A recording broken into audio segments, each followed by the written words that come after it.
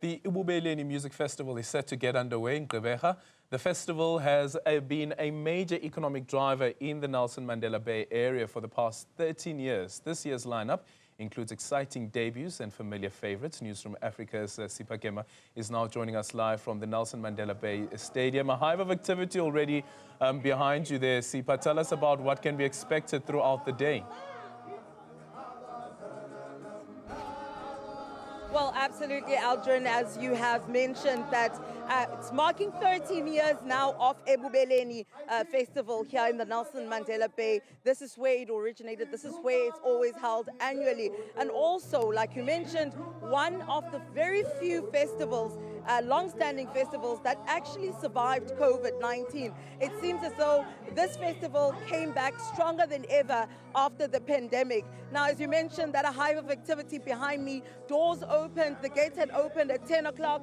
You can see where we are right now is what's known as the Golden Circle, where people can be close to the stage. But we're seeing a number of people coming in, especially with the beautiful weather in the Nelson Mandela Bay. But let's bring in the MMC right now of Sports, Arts and Culture and Recreation. Thank you so much for joining us, MMC. I think let's start with these festivals that keep people entertained during the festive season. Let's talk about that.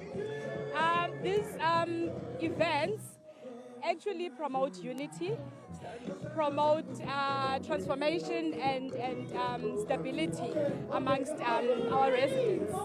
Knowing very well that previously we had challenges of being rated amongst the highest in crime and vandalism.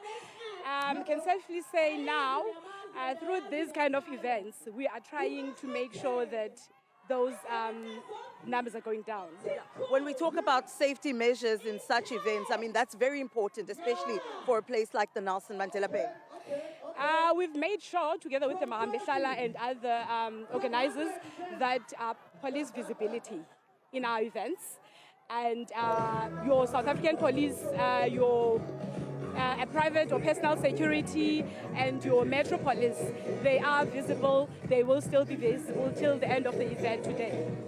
All right, so thank you so much, MMC. Now, Aldrin, when we come back, we'll talk to the event organizers, just talking about, you know, the journey of getting to this 13th year and how exactly this festival managed to actually survive COVID-19, coming back stronger. But not only that, we'll also be looking at the local economy boost that this festival gives and offers to the Nelson Mandela Bay Metro. I mean, just at the back, you'll be seeing food trucks, various little small business owners just over those marquees where people can buy foods. And I can tell you, Aldrin, by the time that it's 4 o'clock, 5 o'clock, getting all the main performers coming on stage, we're actually going to see a packed stadium. So you can imagine that it's only been just over 2 hours with the gates being open, and this is the number of people that have already started to come in.